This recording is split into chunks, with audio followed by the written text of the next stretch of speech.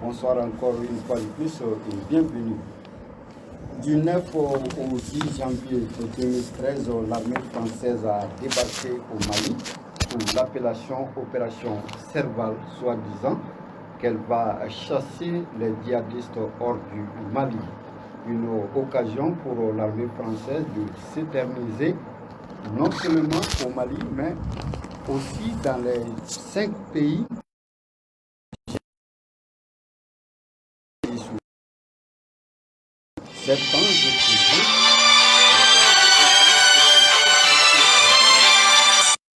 le monde. Un sentiment anti-français s'installe partout en Afrique. Au même moment, le président français Emmanuel Macron est acculé en France, va convoquer les 5 chefs d'État du G5 Sahel le 13 janvier à Pau. Alors le résultat, on en parlera au cours de cette émission. Pour en parler donc de tout ceci, je reçois sur le plateau le général Para, Amazon de la Révolution africaine. Bonsoir mon général. Bonsoir. Bienvenue à Bamako. Merci. Et effectivement dans le studio Kelemran Kinta de Radio Kaila. Merci. C'est la voix des sans-voix. Ouais. En même temps la voix du bonheur. Ouais. Bienvenue. Merci. Alors, brièvement, parlons d'abord des Amazones de la Révolution africaine. Alors, qui êtes-vous? Merci de me donner la parole. Alors, je mène un combat panafricain. Je lutte contre les injustices faites aux femmes et à nos peuples. Et nous nous sommes inspirés des femmes d'autrefois qui se sont battues contre la présence et l'invasion des colons. Et nous nous sommes dit, eh bien, pourquoi ne pas faire comme nos aïeuls, comme nos prédécesseurs, et prendre et nous armer de courage pour défendre nos enfants, nos fils, nos filles, nos populations. Alors, et comme je l'ai dit dans mon introduction, les forces armées françaises sous l'appellation de la force Serval est intervenue au Mali du 9 au 10 janvier 2013. Alors, l'atterrissage de la force Serval est-il passé inaperçu au jeu des Amazones de la Révolution africaine? Sinon, comment l'avez-vous aperçu cette intervention française depuis 2013 d'abord? Bon, en 2013, j'étais au Gabon. Oui. Donc vous savez, les informations ne sont pas toujours bien véhiculées dans nos pays. Et nous devons réellement nous battre pour faire connaître ce qui se passe chez nous. C'est vrai que les médias sont muselés. C'est vrai que les médias sont muselés, donc il n'y a pas vraiment de liberté d'expression, liberté de presse en Afrique. Chez moi au Gabon, vraiment, vous n'avez pas le droit de montrer certaines vérités qui peuvent ouvrir les yeux à d'autres citoyens. Donc, ils n'aiment pas trop les critiques, ils n'aiment pas. Voilà. Donc, quand ça s'est passé, j'étais chez moi. Mais quand je suis allée en France, au fur et à mesure que je militais, au fur et à mesure que je me battais, au fur et à mesure que je dénonçais, eh j'ai appris beaucoup de choses, j'ai découvert beaucoup de choses. Et depuis que je suis là, je vois certaines réalités. Mais sincèrement, en suivant les vidéos, en lisant certains documents et documentaires, je m'aperçois que ce n'est rien d'autre que la France de Sarkozy. Et quand j'essaie de voir un peu, pour moi, il était question pour ce monsieur Sarkozy de trouver un alibi pour s'installer réellement en Afrique. Parce que quand on voit un peu tout ce qui se passe, quand on revient un peu en arrière pour voir les accords qui ont été signés avant même notre naissance pour la plupart, nous voyons que la France a pris l'Afrique comme sa chose, comme sa terre, comme sa possession en fait. Ils ont fait signer à nos dirigeants de l'époque des accords qui nous sont aujourd'hui même cachés et nous sommes obligés de chercher et nous sommes obligés vraiment de nous révolter, de dire non à la France-Afrique. Alors, quand je vois les actions de M. Sarkozy, M. Sarkozy voulait être peut-être un des premiers présidents occupant l'Élysée à maîtriser réellement l'Afrique. Parce que ce que moi j'ai pu remarquer, c'est que la France puise ses richesses en Afrique. Ça, c'est clair. Tout le monde le sait. Donc, pour s'installer et pour que son armée soit sur place, il fallait trouver un alibi. Il fallait coller sur le président Muammar Kadhafi, El-Kadhafi de la Libye, un prétexte, voilà, qui serait dictateur, parce que eux, quand tu ne fais plus, c'est-à-dire que pour les présidents français, pour ces dirigeants-là, quand tu fais plus leur affaire, quand tu commences à défendre les intérêts de ton peuple, de ton pays, tu deviens leur ennemi. Ça, c'est ce que j'ai pu apprendre de toutes ces opérations que ces hommes d'État français et autres ont pu mettre en place. Et vous savez, on n'a pas besoin d'aller à l'école de guerre ou faire quoi que ce soit, mais on a simplement besoin de suivre ce qui se passe, d'être attentif sur tout ce que ces gens-là font chez nous. Donc, il fallait maîtriser la Libye, parce que en réalité, Kadhafi était le défenseur de l'Afrique, en réalité, pour moi. Il était le défenseur et il connaissait ce que la France voulait de l'Afrique. Et lui, il voulait faire le contraire de ce que voulait la France. Il voulait que l'Afrique soit réunie. Et c'est ce que moi aussi je veux. Moi, je veux aussi la convergence des luttes. Donc, Kadhafi voulait que nous ayons une communication parfaite, qu'on ait tout ce qu'il faut, comme il faut, voyez-vous. Et je crois même que, comment on appelle, Sarkozy était même jaloux de ce pays-là, de cet homme-là, parce que on peut dire que la Libye était très bien organisée, les Libyens et les Libyennes vivaient en paix, il y a des logements, ils avaient tout ce qu'il faut. Tout était parfait chez eux, en un mot. Donc, tout ce qui allait en Libye vous disait que, mais franchement, les Libyens n'ont rien envié à qui que ce soit. Leur système social était aussi bon que celui de la France, en tout cas. On ne pouvait pas voir quelqu'un dormir à la belle étoile comme on le voit en France. Comme on le voit, hein, ça c'est clair. Voyez-vous, cet homme-là était au service de son peuple. Et il se battait contre les ennemis de l'Afrique et de son peuple. Et ils ont tout fait pour le tuer. Moi je dis, Sarkozy doit payer le mal qu'il a causé à l'Afrique. Donc, quand Sarkozy s'en va, c'est M. Hollande qui le remplace, si je ne me trompe pas. François Hollande. Et vous voyez bien que chaque président qui occupe l'Élysée poursuit tout justement le programme que l'autre a entamé, qui est peut-être resté inachevé. Ça, c'est ce que moi je remarque. Alors, l'autre a poursuivi, parce qu'il était question de détruire complètement la Libye, d'ouvrir une possibilité à la France de s'installer à des endroits où on l'avait déjà chassé auparavant. Voilà. Donc, comment on l'appelle, François Hollande est arrivé et il a continué tout justement le programme qu'a laissé l'autre. Et nous voyons aujourd'hui que le jeune Emmanuel Macron, comme tout le monde l'appelle, et lui aussi est arrivé, il poursuit tout simplement le projet, voyez-vous. Donc, Serval, ce n'est rien d'autre que pour occuper nos terres, pour nous balkaniser, pour nous dominer. Est-ce que s'il y a des rebelles, dites-moi, s'il y a des rebelles, est-ce qu'on a besoin de faire appel à une armée étrangère? Mais le Mali, par exemple, peut faire appel peut-être à ses voisins, à ses frères, pour l'aider. Pourquoi traverser la Méditerranée et aller chercher Dame France, qui est à 6000 km? C'est pas possible. Pourquoi est-ce qu'ils se sentent tellement concernés? C'est comme si, franchement, c'était la terre de leurs ancêtres, je ne sais pas. Mais nous savons tous qu'en réalité, toutes ces opérations sont créées pour permettre tout justement à ce que la France s'implante réellement sur nos terres et puisse faire ce qu'elle veut. Vous savez, il y a une base militaire au Gabon.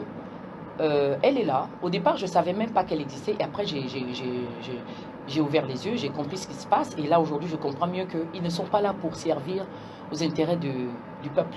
Si le peuple est attaqué, ils ne vont pas du tout bouger. Ils vont simplement bouger pour prendre, pour protéger les ressortissants français. C'est tout. Voilà. Donc, sinon... le président Muammar el-Kadhafi était, à nos yeux, un panafricaniste convaincu, parce qu'il se battait, vous avez parlé de communication, il se battait pour que l'Afrique puisse avoir sa main sur sa communication. Oui. Il se battait pour que l'Afrique ait sa propre monnaie, une monnaie unique, une banque centrale qui devait être installée au Cameroun. Donc bref, Kadhafi avait pris le devant sur ses pairs africains. Maintenant, Kadhafi va être poursuivi jusqu'à son dernier bastion par les forces de l'OTAN. Mais du début jusqu'à la fin, nous avons remarqué que les chefs d'État n'ont pas beaucoup réagi. Kadhafi n'a pas bénéficié du soutien de ses pairs africains. Ouais. Alors, aux yeux des Amazones de la révolution africaine, alors ces jours-ci, de la mort de Kadhafi jusqu'à nos jours, comment avez-vous jugé ce comportement, le comportement du chef d'État africain? C'est indigne. Pourtant, en unanimité, il parle de l'Union africaine. L'Union autour de quoi maintenant? C'est indigne. Vous savez, de façon personnelle, je ne peux pas oser lâcher celle qui se bat avec moi contre un ennemi. C'est pas possible. Je ne peux pas le faire. Même si c'est au prix de ma propre vie. Je n'arrive pas à comprendre comment est-ce qu'ils ont pu l'abandonner, autant qu'ils sont. Bon, peut-être que je n'ai pas bien suivi, hein, vous savez, mais quand même, j'ai été blessée, et je suis toujours blessée au fond de moi. Et le sang de Kadhafi qui a coulé, et le fait que les autres dirigeants africains n'ont pas pu lever le petit doigt, le sang de Kadhafi leur sera aussi redemandé. Il faut qu'ils le sachent. Je sais que la plupart sont des croyants, voyez-vous. La plupart prient Dieu ou Allah, comme vous voulez l'appeler. Donc, ils doivent savoir qu'ils sont complices. Dès lors que vous ne pouvez pas réagir, vous êtes complice du malheur de votre frère, du malheur de votre compatriote. Ça, c'est sûr. Parce qu'on voit clairement aujourd'hui que Kadhafi était important pour le peuple africain. Il était même l'espoir de l'Afrique. Et voyez-vous, depuis qu'il a été tué, c'est... Franchement, ils font de nous ce qu'ils veulent. Il n'y a pas de réplique. Il n'y a aucune résistance. Ils sont tous là, on les appelle, mais ils courent, ils s'en vont. Ils sont comme des petits toutous. Attendez, on va où là? Bon, vous savez, hein, je me suis dit, je vais essayer de modérer mes paroles parce que l'Amazone n'a pas peur de dire le mot qu'il faut. D'accord? Parce que nous, on met les points sur les i, les barres sur les t et même les points sur les j quand il faut. Nous devons dire la vérité. Nous devons être honnêtes avec nous-mêmes et avec notre peuple. Aujourd'hui, il n'est plus question de se taire. Nous devons reconnaître que la France des politiques a détruit l'avenir de l'Afrique. La France des politiques a détruit tous les projets qu'avait Kadhafi. Voyez-vous, quand je vois bien, il a construit un peu par-ci, par-là, en Afrique. Hein. Ah oui, il est pratiquement le seul qui s'est investi dans la construction peut-être de certains bâtiments. Je vais vous donner l'exemple du lycée technique Omar Bongo à Libreville. C'est lui qui a construit ce lycée. La cité administrative au Mali. Que je vois là, elle est très belle, elle est magnifique. Ouais. Elle rend jolie Bamako. Et quand je la regarde, je ne vois que Kadhafi et je ne peux que plier que mon point, dire, nous devons nous battre. Parce que cet homme a montré l'exemple, vous savez, c'est un exemple.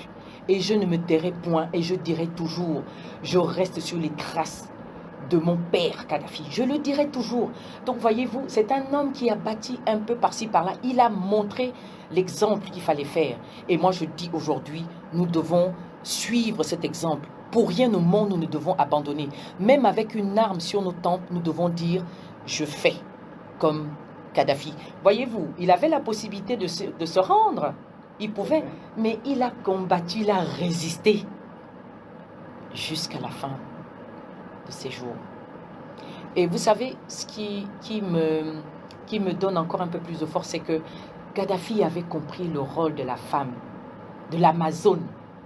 Il est le seul qui appelait sa garde rapprochée, Amazone. Ce matin, je regardais les photos, j'avais des larmes et j'avais un sentiment de joie, de fierté. Ah oui, parce que autour de lui, il y avait des femmes fortes. Et oui, donc, voyez-vous, je me dis, nous ne devons pas perdre de vue cela. Nous devons nous donner de la valeur, même si aujourd'hui, certains dirigeants ne donnent pas de la valeur à la femme, voilà, à la femme soldate. Ils se disent peut-être qu'on est les plus faibles physiquement parce qu'il y en a qui disent que nous sommes le sexe faible. Mais Kadhafi, lui, il avait pris ce sexe faible et l'a mis autour de lui, voyez-vous. Et en fait, je pense que c'est aussi pour encourager la femme que nous sommes, l'Amazone que nous sommes, à se lever, à ne pas avoir peur, voyez-vous. Donc, ce matin, je regardais les photos avec ces Amazones, les sorties qu'il faisait, et je les regardais avec une certaine fierté, et en même temps avec un cœur brisé, en même temps avec une certaine rage. Quand on parle de sentiments anti-français, parce que quand vous avez commencé, vous avez parlé de ça. On va y arriver. Mohamed El-Kadhafi était sûr d'une chose, hein, c'est qu'il ne croyait pas du tout à la sincérité, à la solidarité de ses pairs africains. Pourquoi? Parce que quand ces chefs d'État défilaient à Tripoli, c'était pour aller parler de tout sauf le problème du peuple, de leur peuple. C'était pour aller exposer leurs propres problèmes à Muammar el-Kadhafi.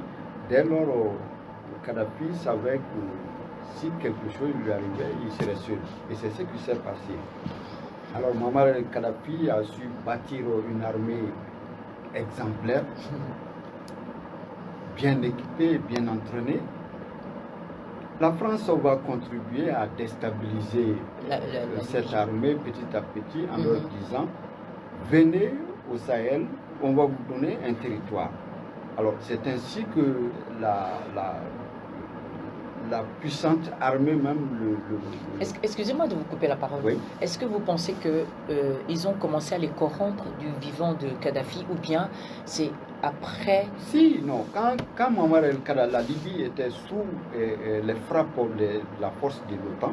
Oui, oui. Et Kadhafi, tout le monde sait que l'armée libyenne a résisté. Comme vous l'avez dit tout à l'heure, l'armée libyenne a bel et bien résisté. Ouais. Et il les a même mis en déroute. Alors c'est à partir de ce moment qu'ils vont commencer à s'infiltrer, Sarkozy et comme d'habitude, ses sales coups, à déstabiliser l'armée libyenne au profit d'un territoire dans le Sahel. Ah oui, je vois, alors, il y a des choses qui me reviennent à cœur. L'OTAN, la force de l'OTAN, c'est elle qui est intervenue en Libye pour faire partir, pour tuer Kadhafi. Kadhafi n'a pas été soutenu par ses pairs africains, il est parti. C'est le vide aujourd'hui en Libye. Alors, revenons à la force Serval. Je vous le dis, du 9 au 10, l'armée française, sous l'appellation de Serval, est intervenue au Mali, précisément à Konna, soi-disant qu'ils sont là pour chasser les djihadistes hors du Mali et recouvrer l'intégrité territoriale du Mali. Alors, la force Serval, on était dans la transition avec le professeur Dongouda Traoré, le président par intérim, qui aurait adressé une lettre à François Hollande pour demander l'intervention de la force française, chose que Dongouda n'a jamais avouée. Pourtant, il l'a fait. Donc, à partir de cet instant, le peuple malien, le territoire malien va être envahi par la force Serval une intervention non justifiée même en France. Comme d'habitude. Oui. Des politiques et des associations vont se lever au Mali pour dénoncer l'intervention française depuis ces jours-là. Ils ont été traités de toutes sortes de mots au Mali.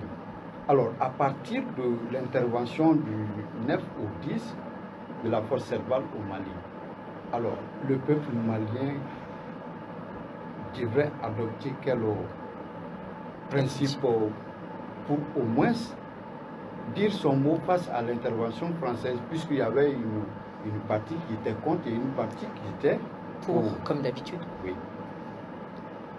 Donc, mon avis? Oui. Je crois que vous avez dit dis-moi, Bouddha Sessaï. John Kouda Traoré, le professeur John Kouda Traoré, qui était le président intérimaire en 2013.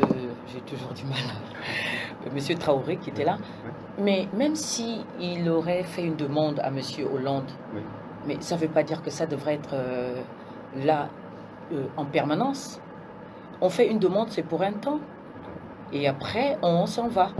Et puis quand on vous demande de l'aide, eh bien, vous faites votre part et ensuite, vous prenez congé de ceux que vous avez aidés. Vous n'allez pas vous éterniser sur un territoire qui n'est pas le vôtre.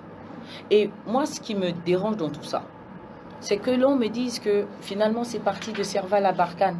Oui. Donc ça veut dire tout simplement que ce sont les intérêts France-Afrique. C'est tout. Le peuple a le droit de s'exprimer. Le peuple a le droit de dire non, nous ne voulons pas de la présence des militaires étrangers chez nous. Ils ont le droit, sauf que bon, en Afrique, l'expression du peuple n'est pas considérée. Notre souveraineté est toujours bafouée. C'est ça le problème. Mais même si c'est comme cela, moi je trouve le peuple malien, ceux qui se battent, de très courageux. Et c'est ce qui me donne la force d'être là. Et je me dis, nous, Amazon, nous n'allons pas vous lâcher. Nous serons là. Nous allons faire ce qu'il faut parce que ce sont nos fils qui tombent. Ce sont nos filles qui tombent. Et nous nous retrouvons avec des veuves, avec des orphelins. Voyez-vous, il y a la douleur qui est là, il y a la misère qui est là, il y a la souffrance qui est là. On ne veut pas perdre des hommes pour rien. Donc, il faut tout simplement que le peuple continue à faire ce qu'il a commencé depuis 2013. Si c'est ce monsieur Traoré qui a fait la demande à monsieur Hollande pour que les forces françaises interviennent au Mali et que le peuple se soit levé pour dire maintenant on ne veut plus, eh bien, que la France de monsieur Emmanuel Macron, de maintenant, puisqu'il n'était pas là quand tout cela s'est passé, donc on ne peut pas l'accuser, donc lui ne fait que suivre que les pas de ses prédécesseurs, donc tout ce qu'il doit faire, comme lui il a été élu par le peuple français, il devrait écouter le peuple malien. Le peuple malien se lève pour dire non à la présence de ces militaires. Il faut simplement l'écouter, c'est tout. Il n'y a rien à ajouter. Donc, c'est sûr qu'on va évoluer par rapport à Pau, parce que je vois qu'on se rapproche petit à petit. Le président Hollande, lors de son passage à Tombouctou, a dit clairement que le Mali s'est battu en 1960 pour avoir son indépendance et que le Mali continuera encore à se battre pour avoir son intégrité territoriale. Yeah. C'est passé inaperçu au Mali. Mais d'autres ont bien capté le message, ils s'en ont procuré pour tenir face à la France. Depuis cette déclaration jusqu'à nos jours, est-ce qu'on peut dire que c'est une autre forme de recolonisation à travers l'armée française, l'atterrissage de l'armée française au Mali? Mais bien sûr, on n'a même pas besoin de nous faire un dessin, mais c'est ça. Depuis le début que nous parlons, tout ça, ça ressort justement. C'est peut-être les mots qui sortent au fur et à mesure qu'on évolue dans notre discussion. Donc, c'est ça. Dès lors que, déjà, le Mali, c'est un État qui a eu son indépendance en 1960, comme la plupart des pays francophones. Oui. Bon, on appelle ça des indépendances de façade. Parce qu'en réalité, ils nous ont donné par la main gauche et ils ont récupéré par la main droite. Donc, en nous imposant tout justement leurs militaires, en nous imposant tout simplement la mainmise sur nos politiques, sur notre économie, sur notre monnaie. Donc, en réalité, nous ne sommes pas vraiment indépendants en tant que tels. Donc, là, quand il dit souvent que voilà, vous savez, il y a une attitude qui me dérange souvent avec ces politiciens français-là, parce qu'ils ont tous la même manière de faire. C'est-à-dire, chacun vient à son tour, mais en réalité, il va agir de la même manière que l'autre. Quand il s'agit de l'Africain, ils deviennent des sourds. Vous pouvez crier dans les rues, vous pouvez écrire, vous pouvez faire tout ce que vous voulez.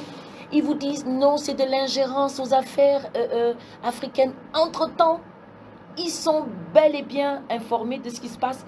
Ils sont bel et bien ceux-là qui font en sorte que la situation se pérennise, c'est-à-dire la situation dans laquelle on vit en Afrique. Hein. Ils sont même la cause de cette difficulté, de cette situation-là. C'est eux, ce sont eux qui l'ont causé, ce sont eux qui ont fait en sorte qu'on se retrouve là-dedans.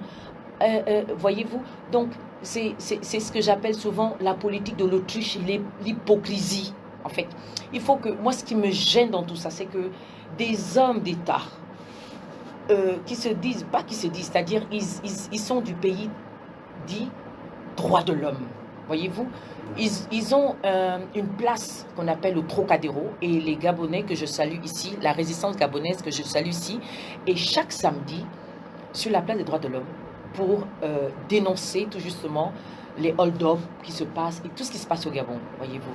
Il y a la place du Trocadéro qui montre que la France est le pays des droits de l'homme. Mais comment se fait-il que chaque président qui passe va jouer, va faire le jeu de l'hypocrisie? Je ne comprends pas ça. Ils vont tout faire pour que la France ait la même mise sur nos politiques, sur nos militaires, sur notre économie. Et entre-temps, ils montrent autre chose à leur peuple. Moi, c'est ce que je n'arrive pas à comprendre. Et moi, ça me gêne. Alors, quand Serval arrivait au Mali, il y avait des groupes armés dans les 3 régions nord du Mali, Tombouctou, Gao et Kidal. Il y avait le Moujao, le MNLA, et le HCUA, et il y avait aussi Boko Haram à quelque part l'ACNI. Alors, parmi tous ces groupes armés, la France va bel et bien traiter avec le MNLA. Il nous a même dit que nous apprenons même que le MNLA a été bel et bien créé sur les Champs-Élysées. Alors, Alain Juppé va, quand le MNLA va après à Guélo, le 17 janvier 2013, après les tueries d'Aguelop, alors Alain Juppé déclare que le MNLA a marqué un point. Ah bon? Oui, c'est une victoire pour le MNLA et que l'exécutif malien n'a d'autre choix que de traiter avec le MNLA. Alors les Amazones, la révolution africaine, face à cette déclaration d'Alain Juppé. C'est une forfaiture. Ils montrent clairement que ce sont eux qui créent tous ces groupes armés. Ce sont eux qui les soutiennent. C'est tout. C'est tout. C'est tout. Ben oui. Ils nous montrent leur vraie face. Ils nous montrent qui ils sont. Et nous devons tout justement combattre cette attitude, combattre cette manière de faire de ces gens-là. Nous devons dénoncer ça. On ne doit pas se taire. Alors, il y avait une politique adoptée, une stratégie, donc même une sorte de division du territoire du Mali, appelée OCRS depuis 1958, que la France avait entamé, mais relâché après face au président Modibo Keïta et au parti Union Soudanaise RDA. La France va abandonner à ce projet, mais pour revenir encore en 2013 sur la même voie avec les mêmes principes, c'est-à-dire créer un État appelé Azawad et appuyé par le MNLA. Le MNLA qui a été bel et bien créé sur les Champs-Élysées, c'est pas Alain Juppé qui nous dira le contraire. Il ne peut pas dire le Il ne contraire. peut pas dire le Il peut contraire. pas dire le Donc la contraire. France a eu une préférence entre les groupes armés. Il a voulu traiter puisque elle a créé elle-même le MNLA. Mais qu'est-ce qui vous dit que ce n'est pas elle qui a créé tout le reste là? Parce que nous, quand nous dénonçons en France, hein, nous disons que c'est le Boko Haram, on l'a entendu pour la première fois quand, comment on l'appelle, François Hollande est venu au pouvoir. Avant ça, moi je n'entendais pas parler de Boko Haram. Donc nous disons que... hein? Ah d'accord. Excusez-moi. Donc nous disons que Monsieur François Hollande est l'auteur du Boko Haram. Moi, je pense qu'il n'y a pas de préférence. Hein. Ce sont eux-mêmes qui mettent en place tous ces groupes-là. Donc, certainement, ils prennent un, c'est bon, là, c'est toi qui agis cette fois-ci. Parce qu'il faudrait qu'au fur et à mesure que leur complot avance, leur destruction avance et s'accomplit, ils vont changer de nom. Les noms des groupes armés, là, ils vont tout le temps changer pour dire qu'il va falloir qu'on leur confie une nouvelle mission, juste pour se justifier peut-être auprès du peuple français. Parce que ce n'est pas forcément comme chez nous. Ici, le président ou le dirigeant, il prend ses responsabilités, il décide de faire telle ou telle chose, et puis voilà, il fait ce qu'il veut. Donc, or, je pense qu'en France, les parlementaires ont des droits. Ils ont le droit à la critique. Voilà. Il a le droit aussi de rendre compte à son peuple. Alors, la force Serval, d'abord, de Kona, d'où est partie la force Serval. Oui. L'armée française va prendre les airs et mettre l'armée malienne à terre de Mopti, Tombouctou, Gao. Arrivé à Tombouctou, c'est l'armée française qui s'envole pour Kidal et bloquer l'entrée de l'armée malienne à Kidal. Ouais. De 2013 à nos jours, jusqu'à présent, l'armée malienne n'a pas accès à Kidal. Alors que ils ont fait tout le boulot ensemble de Mopti à Tombouctou. Mais on comprend tout de suite que l'armée malienne a accompagné l'armée française sur ces terres qu'elle veut. Parce que je pense peut-être que ces lieux-là, ces terres-là regorgent beaucoup de richesses. Parce qu'eux, ils ne visent jamais où c'est vide. Voyez-vous, ils ne visent jamais où il n'y a rien. Ils vont toujours où ils savent qu'il y a de l'intérêt, il y a un sous-sol qui est riche. Voilà. Ils n'ont pas le droit. Est-ce qu'ils sont chez eux ici? Ils ne sont pas chez eux. C'est pourquoi je disais l'autre jour que je n'ai jamais vu des militaires maliens se balader à Paris ou ailleurs.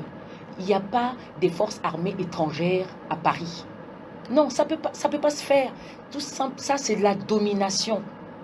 Là, ils disent que nous sommes des anciennes colonies. Mais moi, je dis que ce n'est pas vrai du tout. C'est du bluff, c'est du mensonge. Les réalités sont là. La France nous tient toujours et la preuve est là. La preuve est là et ce qui est sûr, c'est qu'ils vont tout faire pour diviser le Mali. Et ils n'ont pas le droit de le faire. Ils n'ont pas le droit de diviser notre pays. Ce n'est pas possible. Ce n'est pas possible qu'ils empêchent à l'armée nationale d'arriver à Tombouctou alors que cette armée est sur ses terres. La force Serval de Serval va devenir Barkhane, la force Barkhane. Et en même temps, c'est le G5 Sahel, les 5 pays, le Tchad, le Niger, le Mali, le Burkina et la Mauritanie, vont créer le G5 Sahel en action. Une force conjointe pour combattre le terrorisme. Alors la France rentre dans la danse en faisant encore le sauveur, comme d'habitude pour la force de ces 5 pays. Alors, d'un moment à l'autre, on constate tout de suite que la force du G5 Sahel n'existe plus, elle a disparu. Comme d'habitude. Et c'est Barkhane qui est là, entre les 5 pays, dans les airs, à terre, partout. Et avec à la clé des coopérations, en signant des accords de coopération militaire avec ces 5 pays.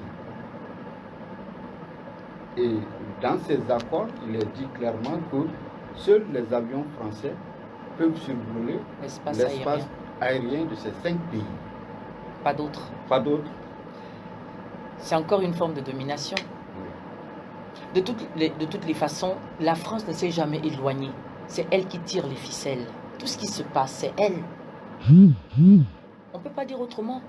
Alors, on constate en même temps que l'ennemi a changé de stratégie en adoptant, en ne plus emprunter les véhicules, les 4x4, et clarifier notre position vis-à-vis de la présence militaire française au Mali au pied du président Emmanuel Macron.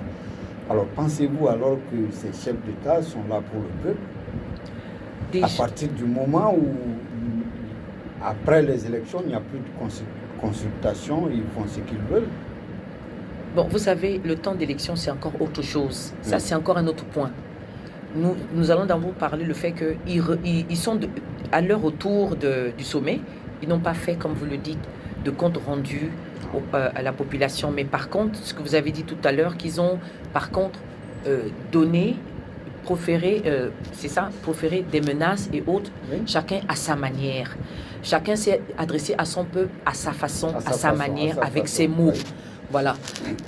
Moi, je dirais que normalement, il devrait communiquer avec le peuple. Il devrait dialoguer avec le peuple. Peu importe les décisions qui ont été prises. Il faut que nos dirigeants nous contactent, c'est-à-dire puissent échanger avec la société civile, les politiques, les ONG. Parce que l'heure est grave. L'heure est grave. Ce combat est pour tous. Ce combat est pour tous. Il faut que tout le peuple s'y mette. Il le faut. Donc, pour moi, c'est une erreur qu'ils ont eu à faire, ne pas communiquer avec le peuple. Moi, je dis, il faut qu'ils communiquent avec le peuple. Ils peuvent revenir encore sur les pas, il n'est pas trop tard. Ils peuvent revenir encore sur leurs pas, dire à leur peuple, voilà ce qui s'est passé et tout. Le peuple est là, le peuple est toujours, il est toujours disposé. Voilà. Et que c'est des gens manipulés.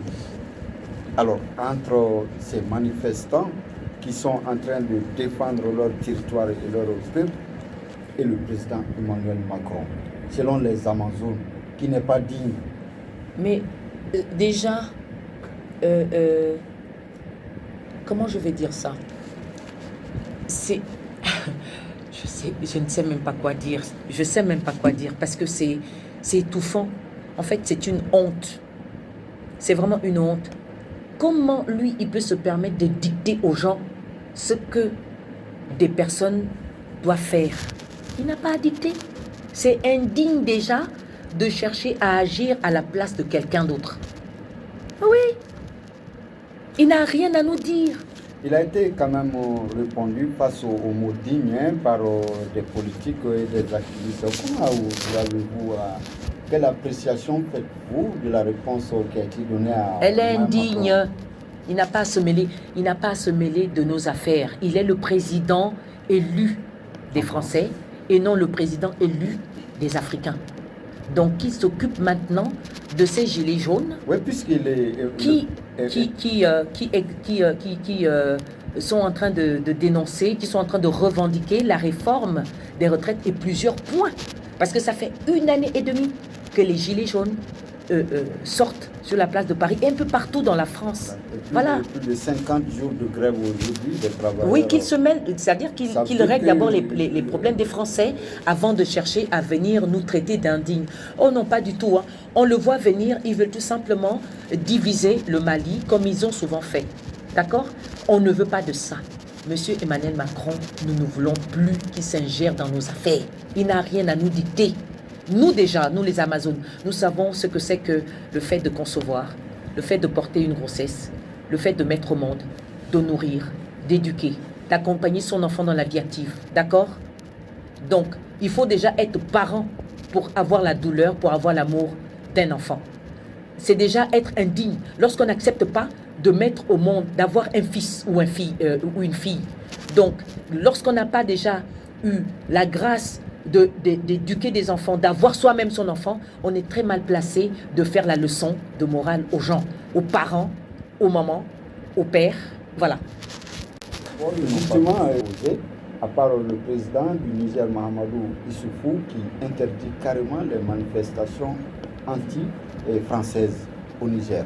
Alors le président de la République du Mali, avec un ton menaçant, il faisait allusion à la manifestation du 10 janvier, manifestation à laquelle vous avez assisté et même participé puisque vous avez eu accès au micro pour transmettre le message des Amazones. Alors de l'autre côté, l'activiste Kémy Séba a été interdit de rentrer au Mali, le franco-béninois.